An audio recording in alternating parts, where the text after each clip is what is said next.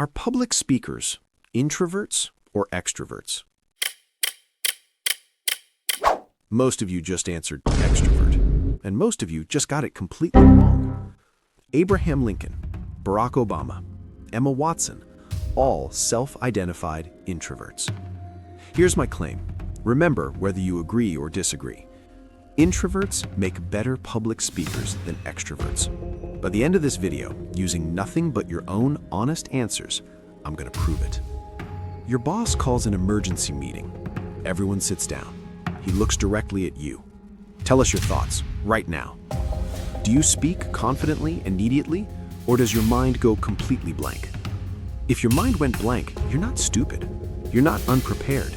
Here's what actually happened. You had the answer, perfectly. But being put on the spot triggered overload, not emptiness. Introvert brains run at high activity internally already. Sudden external pressure pushes them past their limit before they even open their mouth. And 3 hours later, driving home, shower running, the perfect answer arrived. Complete, articulate, everything you wished you'd said. The extrovert answered instantly. Average answer, got the credit, got remembered. You got nothing for an answer that was better. Now tell me, who is actually the better speaker? The one who speaks first, or the one whose every single word means something? Saturday night, 2 hours at a party. Good people, good conversation, genuinely good night. Someone says, let's go to the next place. Night is just starting. Do you feel excited? Or do you feel a quiet panic you can't explain? If you felt excited, every conversation was charging you. More people, more energy, more stimulation is exactly what your brain wants. You're not done, you're just getting started. If you felt quiet panic, every conversation, even the good ones, was spending something. More feels like being asked to run another marathon at mile 25. Here's what this means on a stage. The extrovert walks out and the crowd charges them. Energy in the room is fuel. It looks effortless because for them, it genuinely is. The introvert walks out and that same crowd drains them. Every second costs something. But here's what that pressure does to an introvert that it never does to an extrovert. It forces them to make every single second count because they know they cannot afford to waste any. Sunday morning, no plans, no noise, entire day completely alone. Does that feel like freedom, or does it feel like something important is missing? If it felt like freedom, silence is your fuel.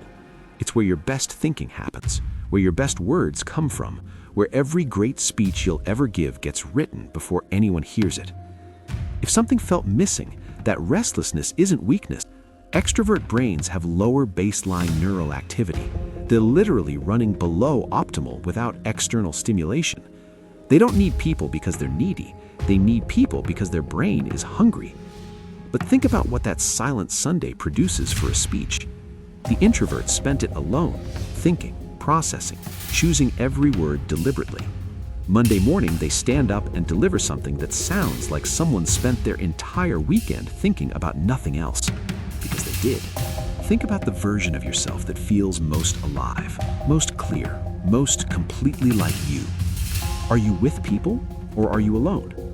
Whatever you just pictured, that's not a preference. That's your brain telling you exactly where it does its best work. The extrovert does their best work in the room, in the moment, feeding off energy in real time. The introvert does their best work before the room, in the silence, in the preparation, in the 1,000 words they wrote and crossed out before finding the one that was exactly right. A great speech is never written on stage. It's written in the quiet moments nobody ever sees, and introverts live there. Back to where we started. Are public speakers introverts or extroverts? I'm willing to bet your answer just changed. Because great speaking was never about being loud, never about loving attention, never about feeding off a crowd. It was always about having something worth saying and caring enough to choose every word deliberately. That's not an extrovert skill. That's an introvert superpower.